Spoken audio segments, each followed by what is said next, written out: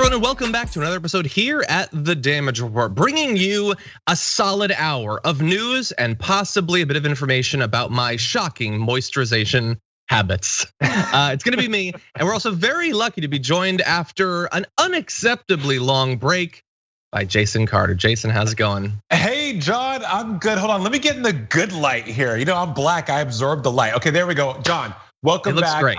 Thank you. I'm glad to be here. Apparently, your skin looks incredible from your rigorous moisturization. Which, by the way, more men, everyone watching right now, do not be afraid of moisturizing your skin, because that is the one thing that'll keep you from cracking. In addition to sunscreen. And John, I'm glad you got the memo. So you get a round of applause from here in Miami on the moisturization.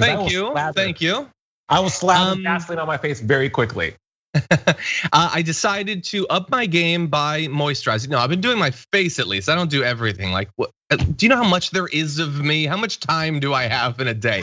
But I do my face, and that is after a solid lifetime of avoiding being outdoors. So I've avoided the sun pretty well as a result of that. A little bit of light coming off monitors, but I think that that's okay. That's okay. But anyway, you have been busy. You've got a new gig. You want to tell our audience a little bit about that and see where they can watch it? Yeah, man. Well, as you guys know, I'm here in Miami. So I host a show called Inside South Florida for WSFL TV, channel 39 here in Miami, and also channel 11. Depends what provider you have, either AT&T or Comcast. But it's a daily lifestyle show. We talk about it all. We talk about health, fitness, entertainment. We have today, May is Mental Health Awareness Month. We've had some incredible people and experts talking about the different ways you can protect your mental health and also different ailments of mental health. So it's just this amalgamation of really cool things. And we're trying to change the game of what lifestyle looks like, because I think, of course, with the last year, John, lifestyle, what is that? What's a lifestyle after COVID? What is a lifestyle? No one knows anymore. Lifestyle, it consists of me doing exactly what we're doing, hanging on my couch, drinking my, by the way, non-caffeinated drink. What? It's criminal. But it's water. It's water. So much like you moisturizing, I am hydrating. So hey, we're doing something right. Sure, I guess that's good, but you couldn't get caffeinated water. How can you say it's a lifestyle if it's not even life? And it can't be without a Monster. Neither of us have a Monster. I'm drinking decaf over here. But anyway, right, you know what, John? In the stream, cut the stream now. No damage report today. We're done. Anyway, I had two. No, come back. I had 2 caffeinated coffees already because I made the stupid decision of having an early morning workout. But anyway, very exciting. People should definitely tune in.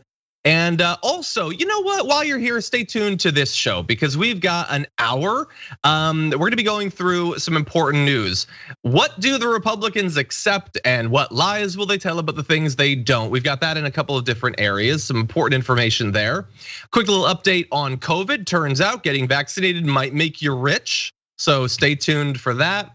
Elon Musk tries to win me back. We'll see if he's successful in that effort. And Ellen, down goes Ellen, sort of, eventually. So I'm very excited to get Jason's commentary on that. So a lot that we're gonna be talking about. Thank you everybody for being here. Feel free to like the stream, share the stream, and then also let us know what you're thinking. You can send us questions, comments, tweets, super chats, all that, and we'll respond as we go. And with that said, you ready to do this, Jason? Ready to go. Oh God, am I though? I don't know. I always ask the guests. I never ask myself.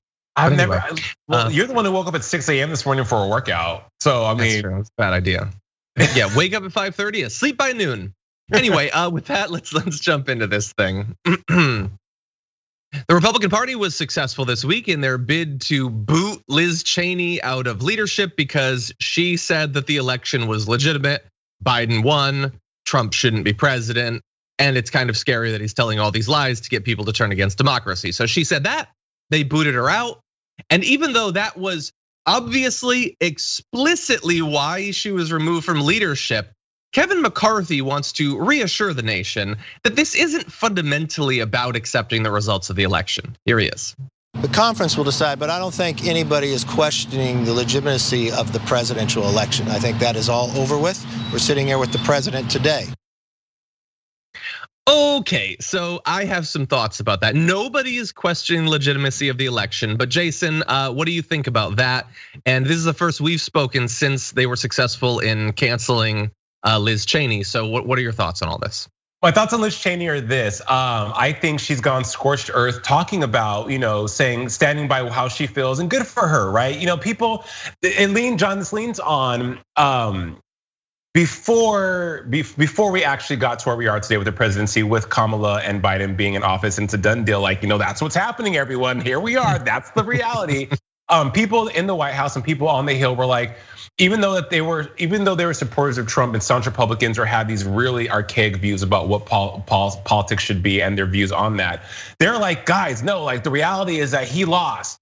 He lost. Like anyone in their right mind, anyone that has like two eyes and two ears and some common sense also knows that, hey, it's a wrap on Trump. The election's over. Let's keep it pushing.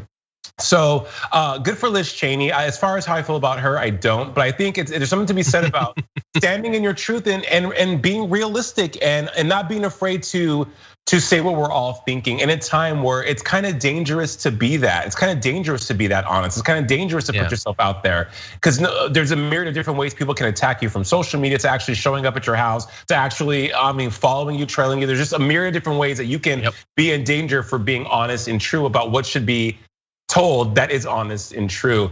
And of course, McCarthy is just being typical and trying to deflect and trying to save face. So, here we are. But again, kudos for Liz Cheney. And I don't think we've seen the last of her, even though she's been ousted. I love using that word. She was ousted and now she's speaking out. She's breaking her silence. I do think that they love to use that, breaks her silence. But I do think we haven't seen the last of her. I think she's gonna continue to keep speaking out on some platform. Yeah, and I'd be fine with it being the last of her. But I was glad that she had this particular position, even if her motivations probably were not like as pure as I would hope. But she said the right thing. And by the way, you were talking about the potential consequences. Like, first of all, she's not the first person to be canceled for turning against Trump, so she knew that this was likely to come. Right. And we've seen in the past what happens when someone turns against Trump. He begins talking about them ad nauseum, emphasis on the nauseum, for literally years. And eventually someone whose hobbies include loving Trump and making pipe bombs takes an interest. That's what happens in America. So there is some danger to her. Well, John, certainly also in her career and possibly physically as well. Well, career, right? Okay, so we've also seen on the flip positive money making New York Times #1 bestseller side. She can go on and write a revenge novel, much in the vein of Omarosa or what Bolton also wrote one as well about their experience in Scaramucci. All these people have become, quite financially well off going that route. And I would love to see her unfold and reveal what her experience throughout all of this, because we can watch television and we can find there's different ways of getting the experiences of those people who have been adjacent or very close to 45 in that whole situation. But there's something to be said, John, about when they put it down in written word and really go in depth about what happened behind those closed doors, that just lives on forever, because the news cycle is gonna go away. Liz Cheney is gonna become something of the past, but those books live on and still tell the story and are also indicative of what really went down. And we can go back and say, okay, well, it's to me, it just has legs. It has more longevity, if you will. Yeah, I think that there's gonna be some interest in that, but I would say to the publishers, it's gonna take her like literally months to write or ghostwrite that thing. Well, in the meantime, my novel, which is about a mouse and a pangolin going on a magical adventure, is really a metaphor for the reshaping of the Republican Party. So you can snap that up and that'll tide you over until eventually her memoir comes out. Wait, hold on, skirt. Anyway. You wrote a novel about, is this a young adult novel that, that featuring vampire? What is this novel about, Josh? Vampire. It's probably too violent for young adult, but since it's about animals, it probably should be. Anyway, we'll talk more about that. I'm nearing the end, so it's very front and center in my mind. But anyway, let's turn to a slightly different aspect of this, arguably as important as my magical fantasy with an animal. Anyway, when I word it like that, it sounds even worse. Anyway, Kevin McCarthy ridiculously tried to assert this week that nobody questions the legitimacy of the election. And I sort of knew that couldn't be right. It's hard to remember, but like I remember there must have been somebody. So I did some research and I was snooping around. I think I identified something. I actually have photo evidence that there might be someone who kind of doesn't accept it. And so let's show you. Now it's a little bit hard to see. Can we zoom in and enhance quadrant? Yeah, there we go. Wait, a little bit more? A little bit more? No, not that close, not that close. That's too much. But you do see the mask at the very least. Trump won. That is a congresswoman wearing proudly what I hope is a custom mask that Trump won, which seems like it's bordering, it's dipping its toe in the pool of questioning the legitimacy of the election, Jason. It's right there, it's near it. It's on the precipice of being right there. I won that mask was probably an Ivanka clothing line original that will not see the light of day because the clothing line is a wrap. Secondly, John, you know what? When we talk about the legitimacy of the campaign and the presidency, and okay, so fine, if the talk track and what's in news and people's feelings, even just outside of media, when I was at a Publix here in Miami and I was overhearing two people in line really having this kind of nuanced conversation about if Trump won or lost. And I was trying to ear hustle, but I couldn't because I was holding too much coffee. But I would love to sit down with people who truly believe this and get factual and actual reasoning and things that make sense as to why they think he won, besides the sensational, very personally taken bitter diatribes of why they felt that the election was rigged or stolen. Like, where is this coming from? And if you can very calmly and so eloquently tell me why you think this with a logical mind, you may have like a dream of me even believing it.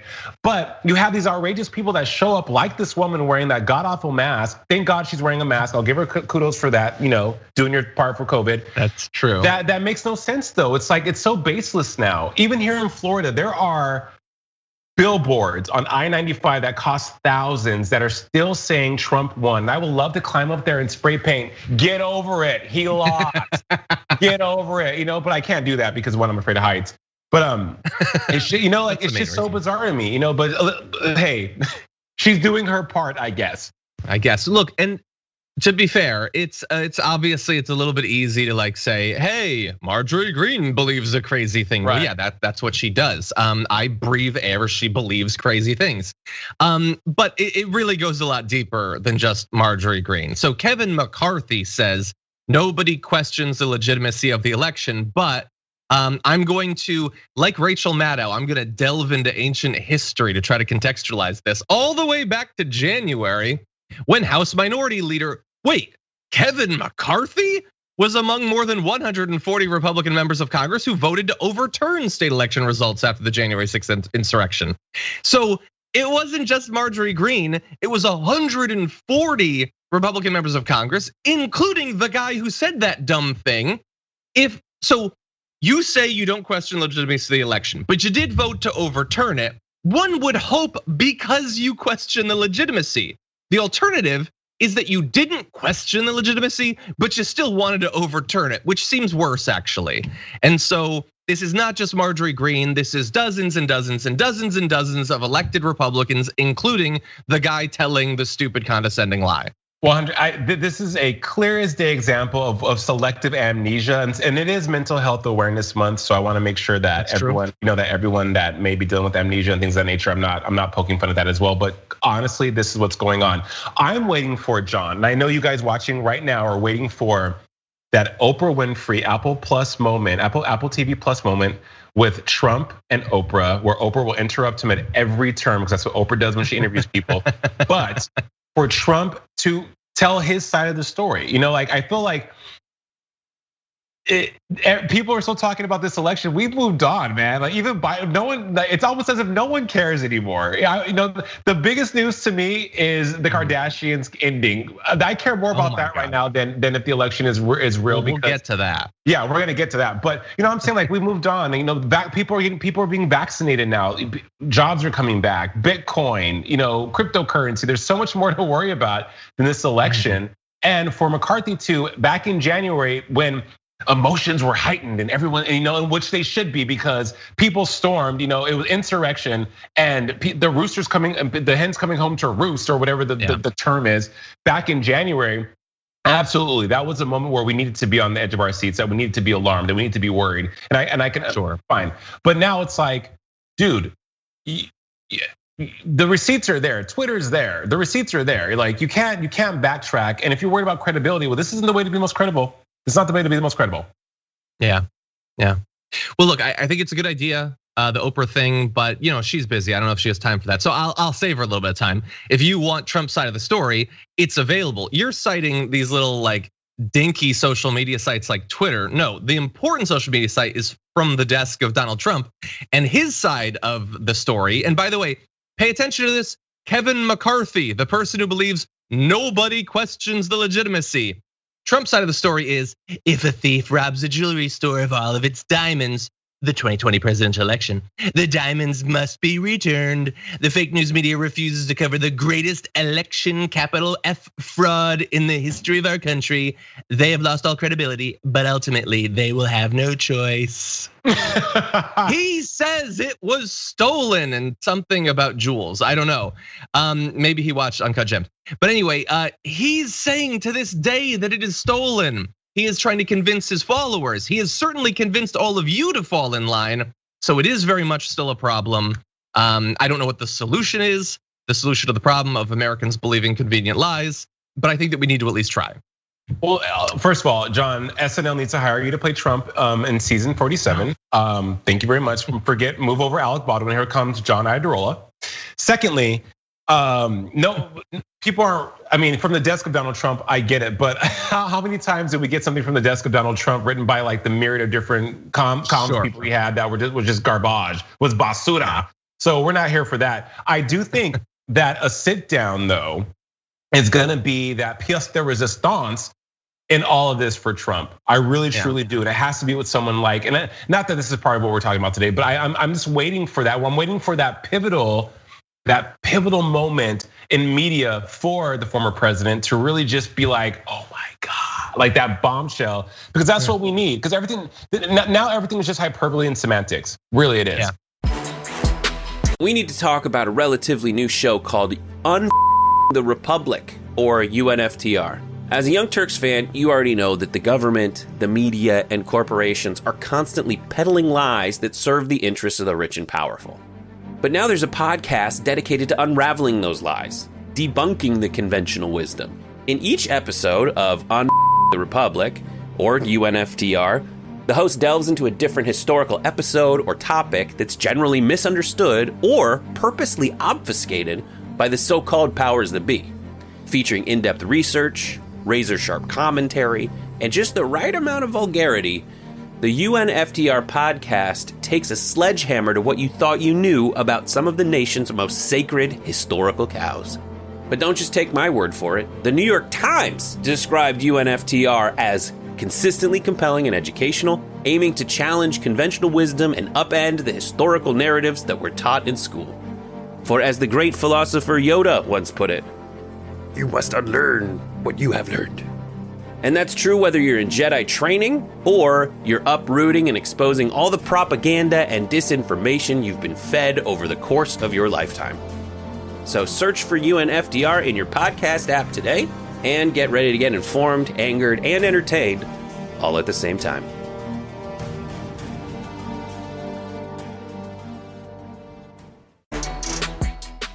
It has become just a mark of loyalty to Donald Trump and the new direction of the Republican Party that all of what you saw on January 6th, that wasn't true. That wasn't what happened.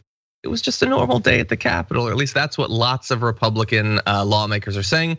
Here's a bit of a little montage was put together by Morning Joe of some of these statements recently. It was Trump supporters who lost their lives that day.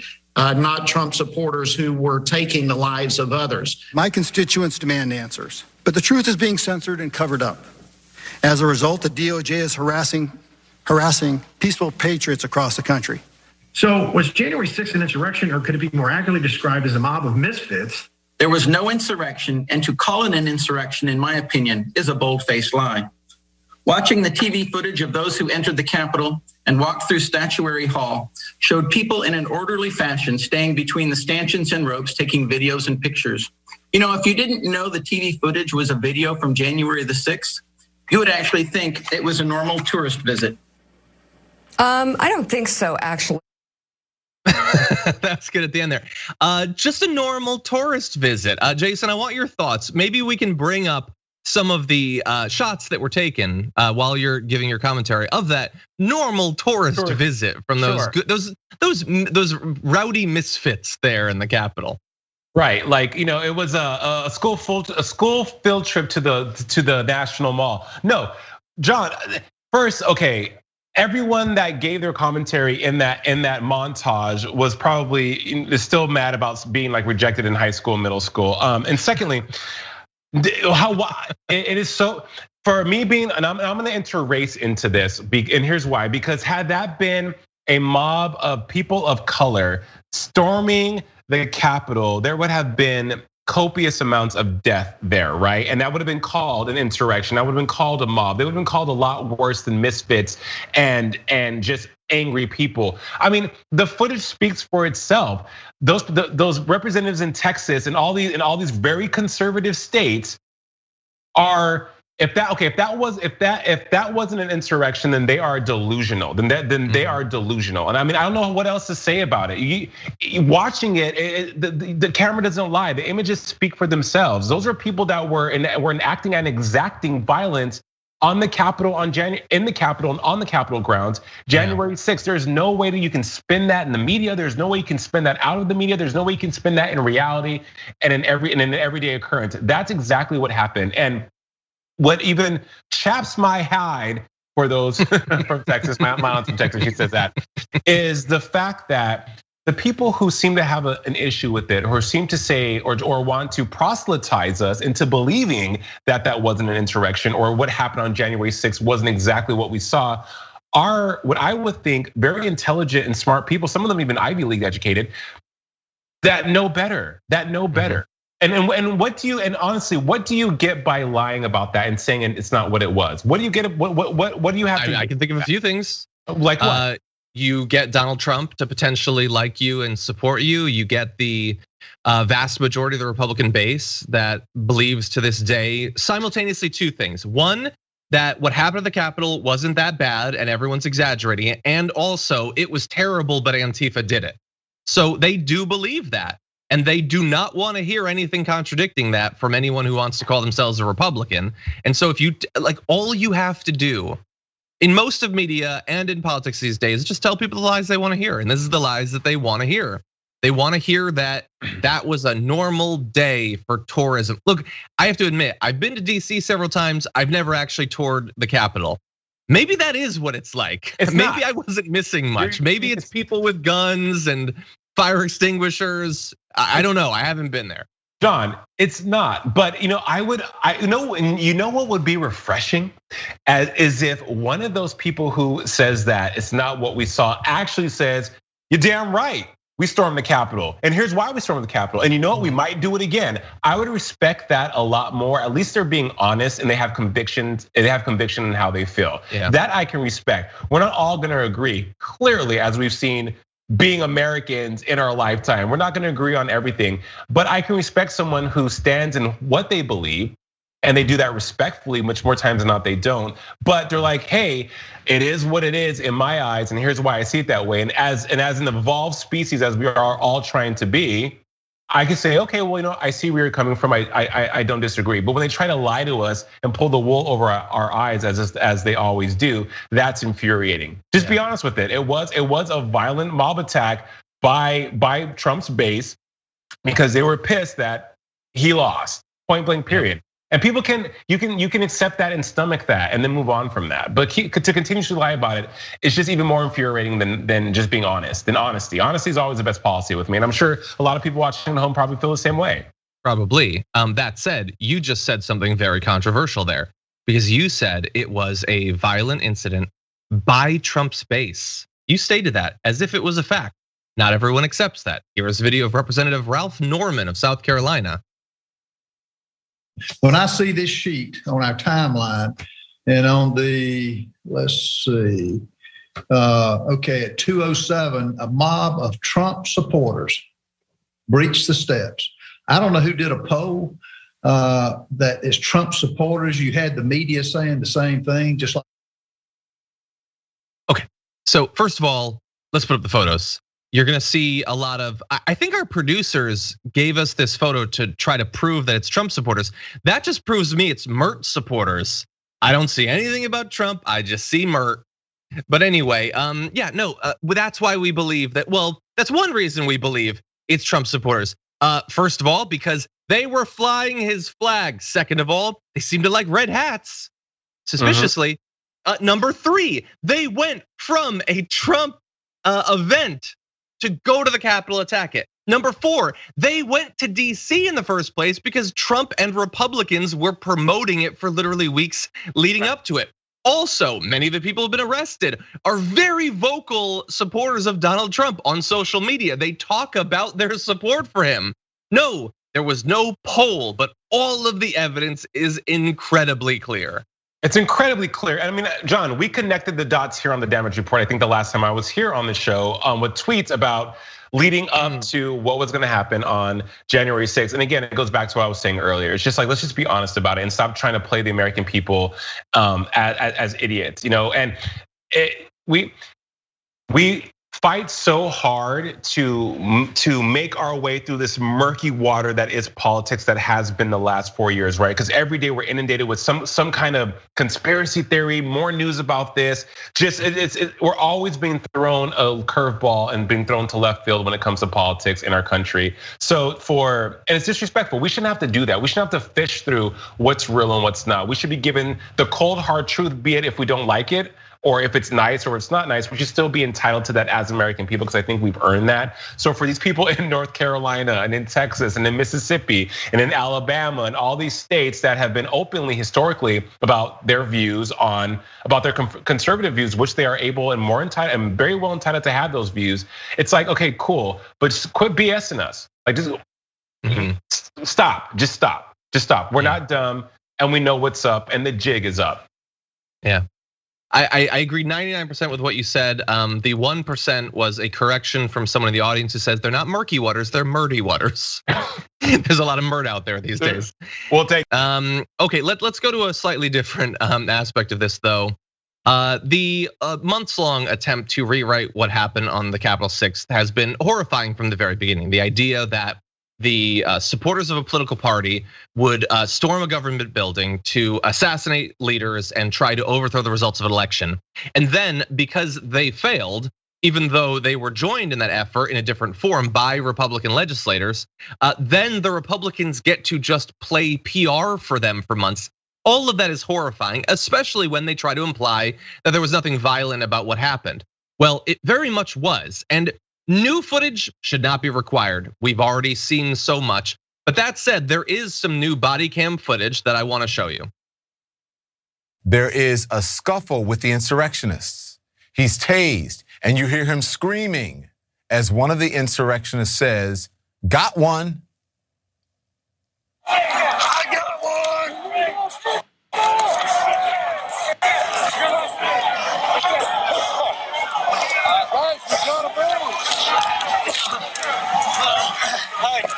Easy.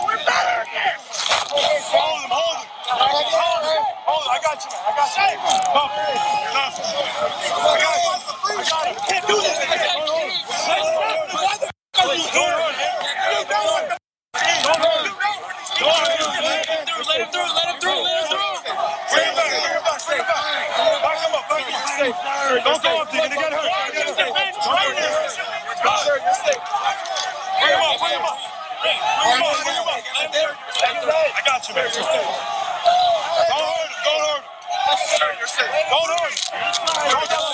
Don't say it. Leave it. Leave it. You good? What's your name, man? I got you, man. All right? I got you, man. Get ready to see. Which way do you want to go? Which way do you want to go? Go back inside. You want to go back inside? Jason, that is just horrifying. How can you not get emotional watching that? You know, like how can you not sit and like see someone like pleading for his life, right? Because his job is to protect people, John, right? And so you have these people that are like these Bobby Johnny Davis that are just like, I got one. And then the dude says, I have kids. Like, well, I'm sorry. That's what you say when you think that you're about to be killed and you're trying to stop people from murdering you. 100%. I don't mean to get emotional. It's just like I think about my brother who's in the service, and these people who give their lives to protect us, and because these douchebags feel a way about an election. Something that happens every 4 years, and I get it in politics. Yes, politics has an effect on all of us, guys. It does. But if you just really strip away what politics is, it's never worth someone's life. You know, like it's never worth someone's life. And that dude, and so then also someone comes in to try to help this guy up. Guaranteed, he woke up that morning not thinking that was going to be how his day was going to end. And praise God that I think he's still alive. I'm not sure what happened after the video. He's still alive, but it just infuriates me that people think that that's okay. I can't even articulate what I'm feeling right now watching that, but it's hyper infuriating. Yeah, well, I think what you're feeling is what basically every rational, sane person with an ounce of empathy feels. That was Officer Michael Fanone.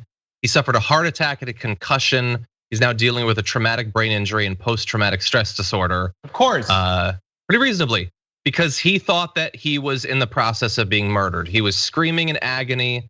He was begging and pleading with that insane murderous crowd to not kill him.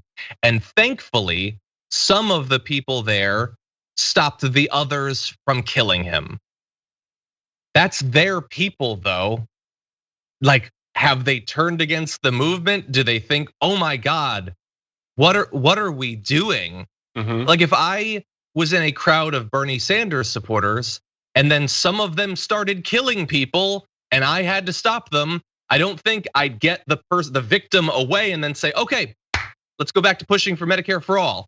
I would have a few questions about the people that were in that crowd at that point. 100%. But remember, Jason, what you just watched was a normal day at the Capitol, like as if tourists were there. The officer seems to disagree. He seems to have had a day that was anything other than normal. But all of that is known. That body cam footage is new, but Michael Fanone has been talking for months about what happened to him there. And now there are Republicans who have much more high profile, access to the media whenever they want, that will lie about it, that will pretend that incredible, horrific suffering that he just experienced, and it will have effects on him for God knows how many years, right? Didn't exist because it's convenient to them politically to pretend that. And how re-traumatizing, John, is that? Not being believed and made to seem like you're a liar, when, as we just saw in that video, his life he could have been critically injured, and that's like, hey, the lesser of the two very evils, or murdered, and his two kids would be not have a father, and his wife would be a widow. Yeah. But they're just gonna keep lying, and like they tried every way that they could to overturn the election. If you want to, if like maybe you're just a really optimistic person, if you want to believe that was a one-time thing, and when they lose more elections in the future, they won't do things like this, that they won't overturn it if they somehow can. Well, you can choose to do that. But I would say that the public relations campaign that's being waged by right-wing media and Republican politicians to protect the people you just watched in that video is all the evidence you need to know that was just the opening blows of the war on democracy. From the very beginning, different governments around the country have been trying to incentivize people to get vaccinated. In some parts of the country, you could get access to Krispy Kreme donuts if you prove that you've been vaccinated. In others, there's free coffee. Well, as interest in the vaccine has dipped a bit, the rewards have had to expand as well. And now, Ohio Governor Mike DeWine announced 5 weekly drawings of $1 million open to residents who've received at least 1 dose of a COVID-19 vaccine. A similar lottery for teenagers will provide the lucky names with a full 4-year scholarship to a public university in Ohio, room and board included. That's nice, but I'd rather have the $1 million than whatever it is that gets you 4 years public college in Ohio. I'm sure it's a lot, but I ain't $1 million. But anyway, Jason, this is what it has come to. I'm fine. I'll take it. Like, hey, well, okay. I'm so if I had been an Ohioan, or if I was an Ohioan, I'm so unlucky. Like when I used to go to the casino, I would owe the casino money because that's how unlucky I was. So I probably wouldn't win either of them. But in theory and the idea, it's incredible. I think it's very, very laughable that we have to incentivize people to get vaccinations after. If we chart back to this time last year, or maybe a month ago, 2020, March through May were just like dismal, right? The news deaths, you couldn't get toilet paper, PPE, food, everything was just, it was like the end of the world. It was I Am Robot waiting to happen. And so now that with the ingenuity of humanity, a year later, we have vaccines, like we can go back out, we can go work out, we can go roller skating, it's great. People are still not wanting to do it. And I understand, back to what we're talking about being afraid of needles, or maybe just the availability of vaccinations in their area aren't as copious or available as they are in other parts, like in Los Angeles or here in Miami. But to have to incentivize people with $1 million is just like, cool, okay, fine, it's $1 million, but just go get the vaccine. Like, just go do it. And who's gonna win that? Because you know what, lotteries though, just like when you play the Monopoly game at McDonald's, there's all these like hidden, small fine print that this is 1 in 900 billion chance of you winning this. So no one's really gonna win those prizes, if you will. I don't think. Well, the odds are still low, but get in while you can. Nearly 42% of Ohioans have already received 1 dose of a vaccine. That number's probably gonna go up. So it's weekly. You want it right now. Yeah, you're totally right. Like I stood in lines to get into supermarkets and stuff like that. I bought toilet paper from China off of eBay. And like the idea that at that point, like, oh God, everything's changed. The world is falling apart. And in 1 year, you'll have to give me $1 million for me to be totally immune to this whole thing. That's crazy. It's crazy. Why do you, it's medicine. That's the reward. Like, what do you need? 50,000 for the measles? 100K for polio? How much do you need to be free from disease? Right, like hey, we'll throw in a bonus 50 grand if you get the flu shot. But look, over 150 million Americans have already been vaccinated. I'm not sure what the numbers are in Ohio, but I think what needs to be incentivized is the follow-up vaccine, because I talked to Dr. Oz earlier this week, and he had said that people are forgoing the second shot because either they don't want to do it, they forget, or they feel because of herd immunity may be a thing, and that the efficacy of the J&J, the Pfizer, the Moderna is pretty good, that a second shot isn't whatever. But now the CDC is saying that no, within the next 20 months or 12 to 20 months, booster shots are going to be needed for these new variants that are emerging from the UK and across the pond. So I could see Ohio incentivizing for that. But just to give them that millennial trophy of hey, you get a prize for just showing up is ridiculous. They should put that $1 million to something else that could help the economy or something. I don't know. Sure. Look, I kind of disagree. I think this is ridiculous, but I think it's ridiculous that it might be necessary. I don't think that Governor Mike DeWine is the villain here.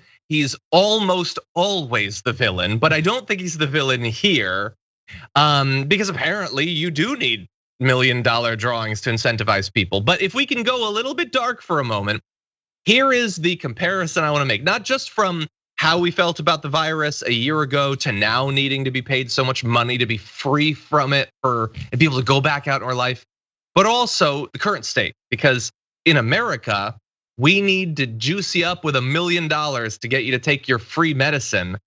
And data showed that at least 4,200 people died from COVID-19 in India over the last 24-hour period. And that's just the recorded numbers, which are not, of course, accurate. Dozens of bodies washed up on the banks of the Ganges this week, most likely the remains of people who perished from COVID-19. People are dying because they don't have oxygen. People are dying and just being found in rivers. Thousands of people are dying every single day. And in America, we need to give you donuts and maybe $1 million to get you to take the vaccine that I have a feeling a lot of people in India would love to have right now. So and are dying literally to have right now, John. Thank you for highlighting this stark example of the privilege we have here in the United States, and about being able to have. They always say that when you're able to make a choice, you have the privilege of choice. And it's never lost on me how in 2021, and with all the advances, with everything that we've done, going back to the vaccine, a year ago, I remember watching TYT, you and Anna talking about the possibility of a vaccine and how long that may take. And it seemed like they were estimating 2.5 years, maybe 3 years to have a vaccine for COVID-19. And here we are 15 months later,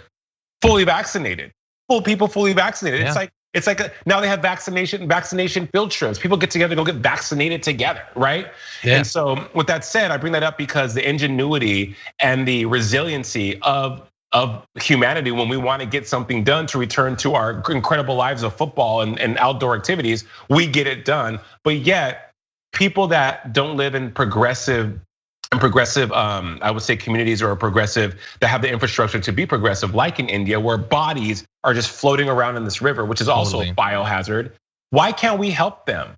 Why does their experience have to be that when we've already solved the problem? Why can't we make them part of the solution? Why is that?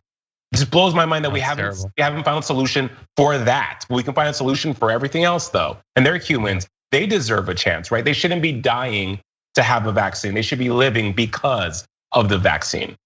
Yep.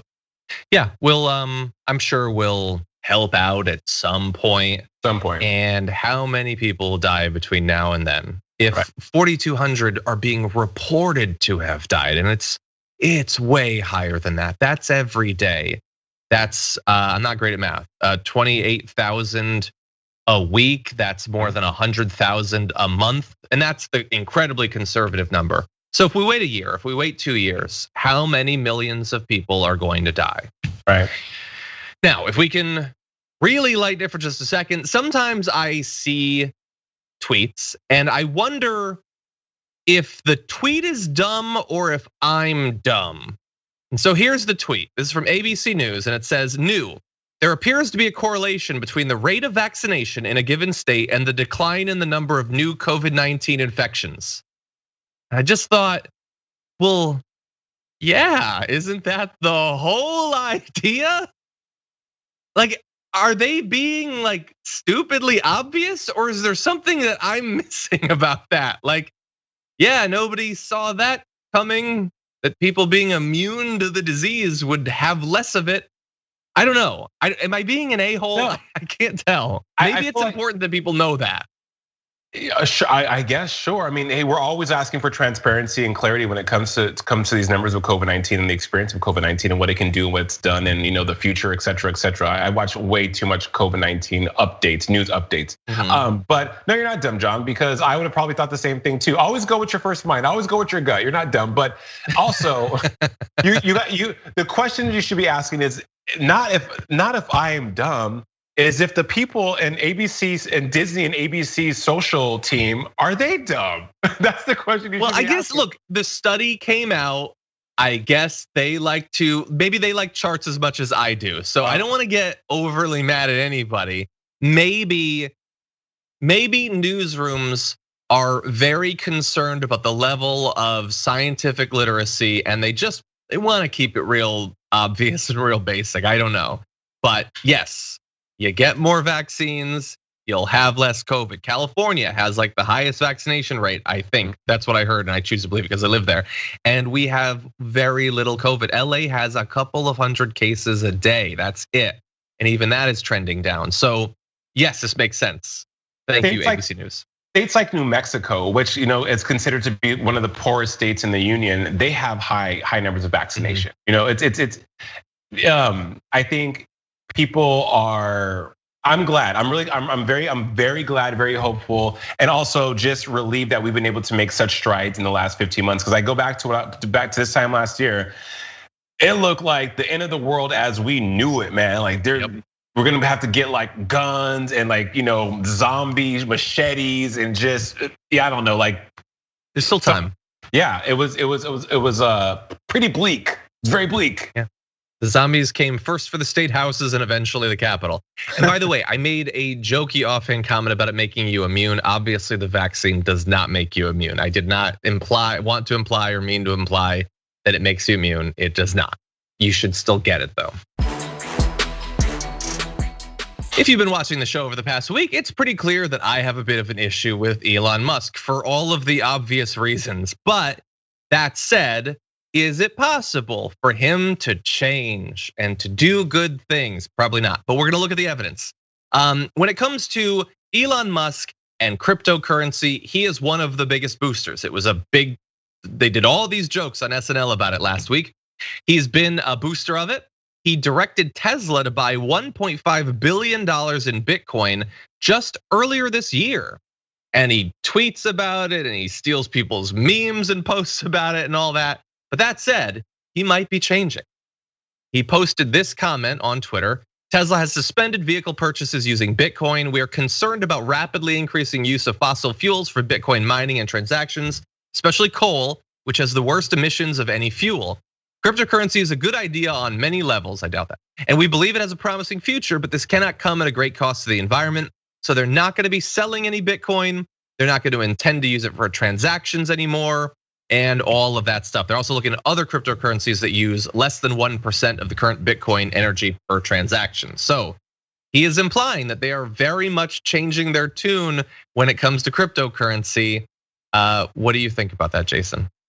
I'm not sure if of course, there's always pressure applied from people, and of course the conversation in the zeitgeist on environmentally safe and sustainability and all that's always going to be paramount. It's always going to be something that people are talking about. But we can't fault Elon for maybe getting greater later. Okay, maybe SNL, maybe Lorne Michaels had a conversation with them at SNL and said, "Look, Lorne, you better fall in line. You better get it together, brother." But no, seriously though, I doubt.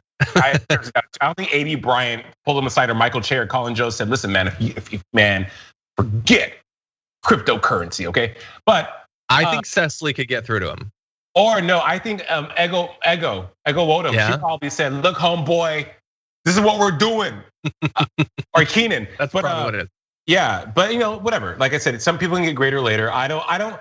Elon Musk is one of those people though that much like I would say, and I just go with me on this equation, okay? Like Beyonce, Oprah, and people that have the power to influence very quickly. Elon Musk is one of those people, believe it or not. Even if we don't like him or not, and I bring up Beyonce because Beyonce, she could put out a phrase like flawless, and all of a sudden it's everywhere. People are calling everything flawless because they have that kind of power and that kind of sway in pop culture and in their respective fields in pop culture, right? So Elon Musk, people revere him as one of the greatest minds of our time, regardless of how we feel about him, regardless of how we feel about him personally and his weird relationship with his baby mama, all that. He's still someone that people think, okay, well, he's done very well. He's a genius. So if he can say, hey, we're gonna put the full stop on something that maybe or is apparently, of course, not beneficial for the environment or for a myriad of different things, then cool, I'm with it. And again, maybe he's getting greater later. Maybe, we'll see. Maybe. I have 3 things that I want to say. One, I want to point out one thing that he said and give him credit for, because as I said, he mentioned in that statement, the energy, I still have 3 things. The energy, a rise in energy consumption. So let's go to that graph. We're gonna skip ahead a little bit. And you can see that it has been shooting up very recently during the course of the pandemic, actually, in his little chart. Don't expect to actually read the numbers. I know it's too small, but it is true. Please don't at me about it. It's true, don't at me. I don't care. Even if it were true, I'd still hate Bitcoin, but it's definitely true. But anyway, now the interesting thing was that after his announcement, that hurt Tesla very slightly. I think like 1% of their stock value or something like that. But it hurt the cryptocurrencies way worse. So here is I believe this is actual Bitcoin. So that dropped quite a bit. And then Dogecoin fell 15% after already falling because of the stuff that happened on SNL. So I will just say, as many people have said, if one dude tweeting can tank a currency, maybe it's not the best currency. I understand it's complex. I don't think it should be that volatile. It should not be that volatile. And you know what's interesting, John, is that here in Miami, our mayor Francis Suarez, is an incredible guy who's really getting behind. Last December, he had a tweet that went viral because one big tech company had said, hey, we're thinking about moving, making other cities in the United States a tech hub. And he responded like, hey, well, we're ready to help you out. Miami's become this very, I would say, Miami has all eyes have been on the city about it being the next blockchain cryptocurrency, having that be a new way of life here. But it does seem very volatile, right? It's not regulated. It seems like, and everyone, it's hard to understand. I'm sure if you do your research on it, it's hard to understand. But I can go to Wells Fargo and go to these different banks and know what's going on and know where my funds are going and transactions with stocks and whatnot. And cryptocurrency and blockchain and all that, to me, and I think I'm a smart guy, but to me, it's like, what are we doing? Okay, what is this? Like, what is this? And is it real? Like, is it tangible? Can I feel it? Can I touch it? Like you have all these questions and the volatility. We're always trying to protect every red cent we have because they're hard to come by. And in an instant, like we've seen with these charts, poof, gone. Poof. Yeah, so what happened to the people who bought a bunch of Dogecoin Friday night before SNL, expecting that he was gonna do a meme in real life and it was gonna shoot up in value? Well, they just lost a ton of money over the past week.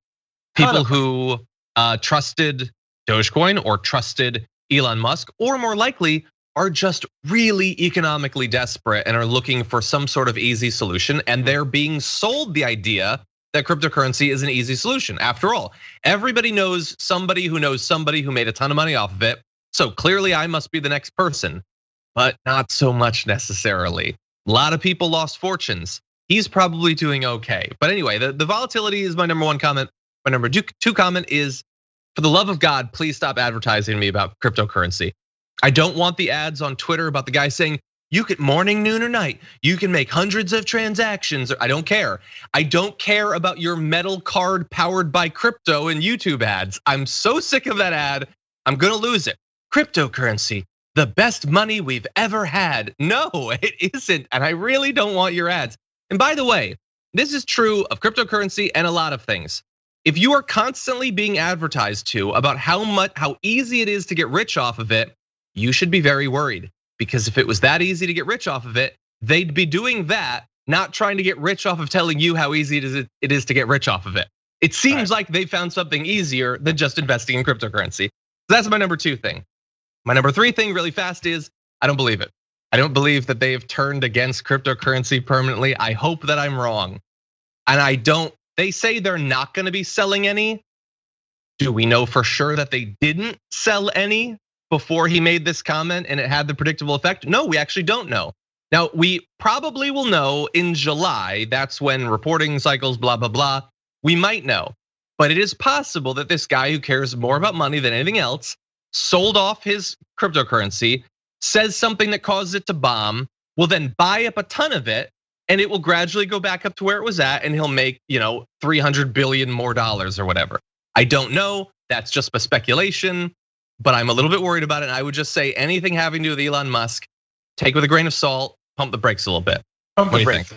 I agree, and I think cryptocurrency, like I said, here in Miami's on the verge of being this really cool tech hub that's ushering a new way. And I think it's incredible that the mayors here and the people are trying to open our eyes to all the possibilities that can improve our way of life down here in Miami and in any city. So I think there's something to be said about crypto, blockchain, and all of that. But it's just more education needs to be available, and if we're being inundated with Bitcoin stuff now, because now look, Alexa's listening right now. She's probably gonna every email and everything's gonna be like Bitcoin going outside or around my house.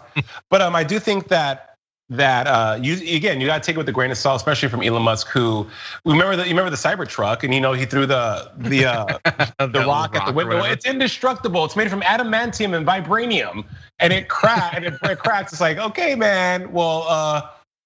We'll revisit that. Same thing with Bitcoin Exactly. and cryptocurrency. Yeah, don't make your financial security the second window in that demonstration. Anyway. Okay, that said, we are going to roll right into this last story, and we're gonna have to streamline this a little bit, but Ellen DeGeneres announced this week that she is going to be ending her program, which has been on for 45 years at long last, but not because of all of the allegations that have come out recently. And in fact, today she had a little bit of an interview talking about some of her reasons, so let's take a look at that. You know, I mean, it was devastating. I am a kind person. I am a person who likes to make people happy. I just kept saying to Portia, I was like, if I was a fan of somebody, and even if I loved them, I would think there must be some truth to it because it's not stopping. And then right on the heels of that, I read in the press that there's a toxic work environment, which, I mean, I had no idea, never saw anything that would even point to that. Did you feel like you were being canceled? I mean, I really didn't understand it. I still don't understand it. It was too orchestrated. It was too coordinated. It was really interesting because I'm a woman, and it did feel very misogynistic. It felt like I am a boss. I have a very successful show. I'd never had any complaints about anything for 17 years, and all of a sudden, all at once, something happened. Lies! Jason, tell me how you feel. Okay, I feel very strongly about this. First one, Savannah Guthrie's face when she was just like, okay, Ellen. I mean, Savannah's like the consummate professional journalist. Here's where the rubber meets the road with Ellen, with me, John, and you guys watching. Ellen, when your name is on the door of the house, it is your job to know how the house is being cleaned, who you're allowing into the house, who you're kicking out of the house, and how the house is, and the energy and the maintenance of the house. There have been rumblings of the toxic environment that Ellen claims she had no idea exists for years in LA. How do I know? I have talked to people who have been inside that house, who have left that house, and have told and it's like with Harvey Weinstein and people who have accused people of sexual assault and or R. Kelly, these different people that have the same story that don't know each other, that have no way of correlating their stories, and they're only telling their most accurate depiction of their account and their experience within that experience. You think, where there's smoke, there is fire.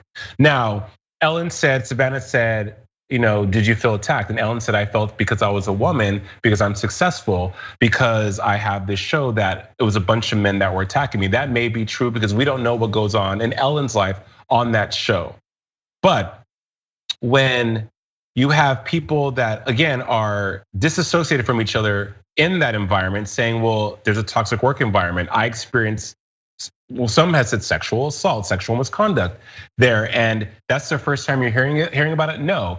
Also, under the guise of be kind, you know that when you are someone like Ellen DeGeneres, you are a brand, you are a cash cow. What, making $64 million a year for that third contract? $64 million a year. Sure, and on top of that, you've done great work. You've given away $300 million in giveaways, which are awesome. I received a Samsung phone back in the day, it was great. You've also donated millions to charity. No one's saying that your adage of being kind isn't right, but that's a brand that you built to get that money, to stay successful, to have this show stay on the air because you want to have the viewers.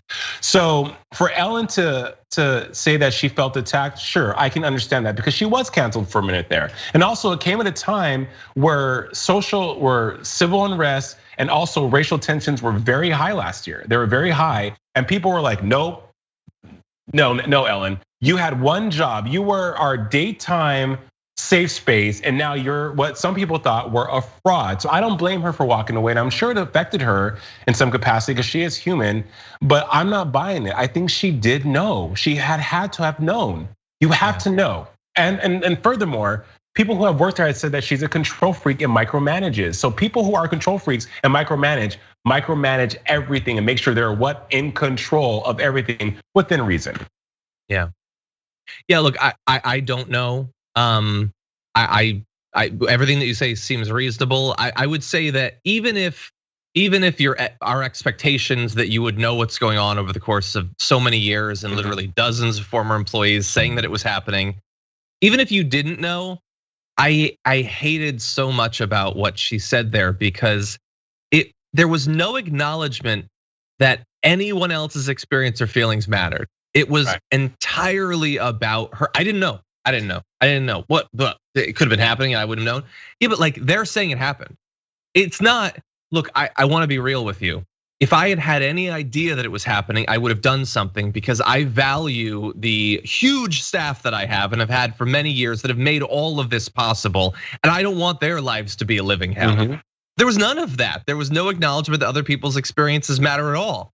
Just her, this person who very, very wealthy, as you've said, has had a very cushy gig for a very long time.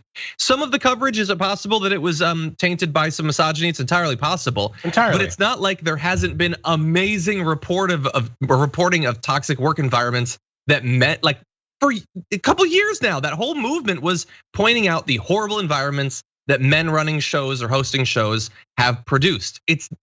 So I don't know, it just doesn't make sense to say that, like, yes, they got together dozens of former employees and had them lie about you because the reporters are misogynistic. I don't buy that. Right, they weren't strong-armed or bullied into telling their stories, John. And also you mentioned a great word, experiences, right? You know, Ellen was also called out for complaining about living in her palatial palace on the Hill and being disconnected from what everyday Americans were experiencing due to COVID, saying that she was bored and all this stuff. Ellen, and the whole kicker of Ellen is that she has a Netflix special called Relatable. And the thing I find the most egregiously inaccurate and erroneous about Ellen is that she is relatable. I've never found her to be relatable. She was more relatable when she was coming out in Time magazine in 1997 and had her career pretty much ended for standing in who she was back then. I believed Ellen to be the most relatable then. Now I feel like she's just been a victim of Hollywood, and I think she needs to end while you're ahead, Ellen. Do what Oprah did. Get out while you're ahead. That's cool. Be kind someplace else. She's got a huge deal with I think HBO Max now after this to do other stuff. She's still gonna be very much paid and very much money. But as far as this goes, she should have took more. I called it. She was gonna come back for season 18 and give this mea culpa, and we were gonna buy it. She said nothing about everything that happened all summer. It was gonna save it for the premiere. She did. People bought it, but to me it felt like you could have done better. And who am I to say how someone should apologize? I'm not, but I'm just not buying it. I'm sure I'm gonna get flagged and added out on Twitter, but that's okay because I think now more than ever in 2021, on being honest and being authentic and saying, hey, I effed up, you guys. You tell me how to make this better. What can I do? It's a lot better than someone being like, I didn't know. I know all I wanted to do was just be kind to everyone. I thought that's what was happening. I mean, I gave away Samsung phones and iPhones and cars, and I flew people to Disneyland, and Mickey showered them with pixie dust. But I guess that's just not enough. I didn't know. I'm not buying it, Ellen DeGeneres. I'm sorry. I agree. But I think we're gonna have to leave it there because we are running low on time. I will say that I do have high hopes for the Jason emoji because they ran a poll on Twitch if the Rudy Giuliani's scalp melting emoji should be taken out so that there can be a Jason, and the results were like 87 to 13. So first of all, the 13% of you, in the words of Edwin, dicks. But the rest of you, thank you for voting in favor of having the Jason emoji. And Jason, it is always a pleasure to have you back on the show. Always a pleasure to be here, you guys. Thank you so much, John, for having me. And again, I didn't mean to get so emotional earlier when we're talking about the insurgents. Never a problem. Yeah, but it's just like I think people that are watching would understand that, people matter. People matter and lives matter, and we're all just trying. Every day we're fighting so hard. So we're fighting so hard, John, incredibly hard for so little. So as Ellen says, and I truly believe this: be kind to one another and take care of one another. Exactly. I think you should take up that mantle.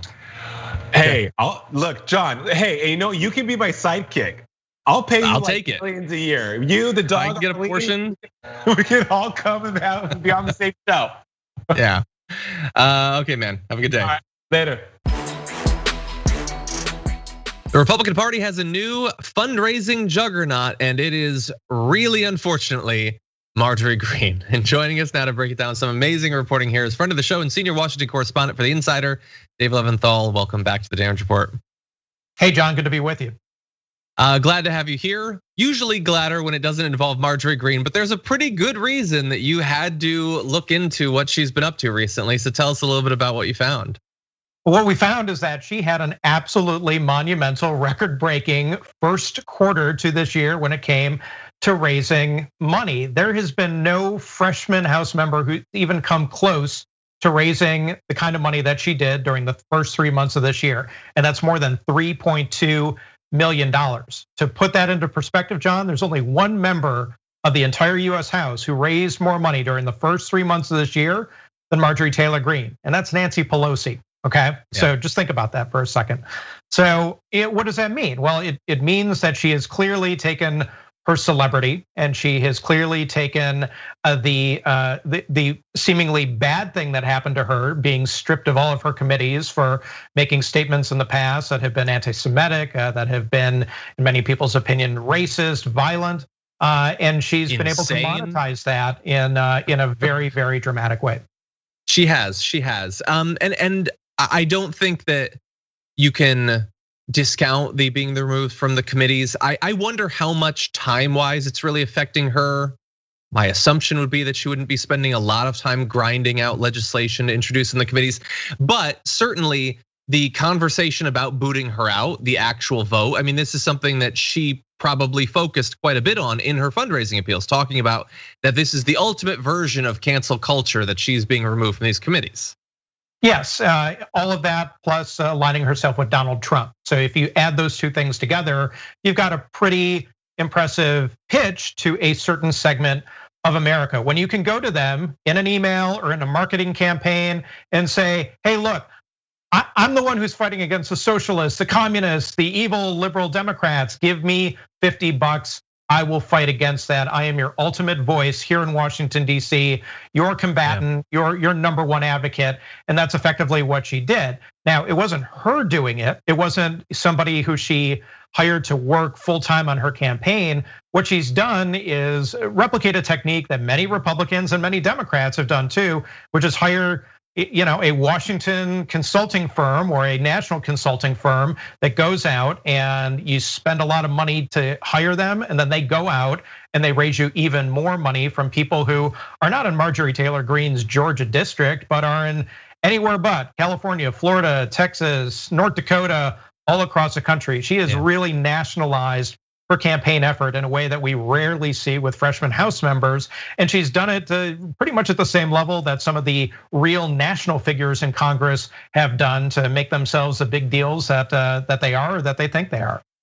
You know, I had seen when some of the initial information was coming out about how well she was doing fundraising funds, there was some initial criticism of that, saying that it was a little bit inaccurate because she was spending so much money to raise money. It wasn't as impressive. Do you buy that? I mean, the numbers are still huge regardless, I assume. Well, the numbers are still huge, and the bottom line is huge too. So yeah, you have to spend money to make money. And in her case, she spent a lot of money. She made even more money, and she entered April of this year, according to federal records that we reviewed, with more than $2 million cash on hand. So that's some serious scratch. And it's also going to allow her to do something that also a lot of members of Congress don't have the luxury of doing, which is go beyond their own district to try to propagate an ideology, to boost her own profile. I mean, Marjorie Taylor Greene, yeah, she may get a primary challenge in 2022, but the chances of her losing are relatively slim. She's got almost no chance of being beaten by a Democrat. This is a very red district. So how's she gonna use that $2 million or however many other $1 million she raises along the way this year? Well, she can use it in pretty much any sort of way that she wants to, including national media campaigns, social media, online media, messaging. This is gonna give her a major money megaphone that she clearly is gonna use as much as she wants to. Yeah. Well, look, she, as you pointed out, she aligned herself with the president. She, with her Trump won mask, she's, I think, one of the most explicit elected representatives in terms of saying that the election was stolen, that Trump actually won it. She's been very, very defensive about that. I don't know that it might be too early for us to know, but she's one of the only Republicans that has allied herself still with Matt Gaetz. She's doing that tour with him. Yep. But based on what you've said about the way that she appeals via email, it doesn't seem like lining herself up with Matt Gaetz is likely to hurt her with the people who've been funding her so far. No, it's not going to hurt her with them, and it could very well help her. I mean, in a way, she's trying to fashion herself as the AOC of the alt-right or the far right, somebody who could maybe perhaps even get together her own squad, whether that includes Matt Gaetz, whether that includes people who will run in 2022. Again, if she's got a lot of extra surplus money, that's money that she can spread around. She can help other candidates with that. She can go into their district, she can support them, she can get involved in primaries. So Marjorie Taylor Greene, many people are just gonna write her off as just a wackadoodle and somebody on the fringiest part of the fringe. But yet she's going to be somebody who does have the means, at the very least, to go and support people who are very like-minded with her and support her, for that matter, including those who are running for office against some Republicans who may be too moderate for their electorate or may not necessarily toe the ideology of the Republican Party. Think about people like Liz Cheney and those who have run crosswise with their own party in the past few weeks or few months because of their stances on things such as the January 6th insurrection or their support for Donald Trump or lack thereof. Yeah, I'm glad that you brought that up because I want to turn to that for one sec to close this out. You speculated about a few of the ways that she might spend this money. She has posted several tweets indicating that she hasn't been explicit, but that Elise Stefanik being chosen as the replacement should not be a given, that there should be a conversation about somebody else taking that spot. Could she perhaps use her money to try to build influence for her to take that number 3 spot, or does that seem way too premature? I mean, she's only been in the House for a few months. Yeah, the chances of her becoming a leader or somebody who rises through the ranks of the Republican Party are effectively none right now. That she has been stripped of her committees in the House and is basically right now the most marginalized member, at least technically on paper, in the House, is very telling. But she doesn't care about that. She cares about everything outside of Capitol Hill when it comes to being able to push her agenda, her brand of Republican politics, and her ideology. So I would expect Marjorie Taylor Greene to really put her efforts toward what's going on all across the country and not so much here in Washington, D.C. Interesting. Well, as always, anybody watching this would like more information, Dave's article is available right now as Insider. If you want to go there and take a look at some numbers, that will probably likely freak you out. But it's great reporting as always, Dave, and we appreciate you joining us. Hey, thank you, John. I appreciate you.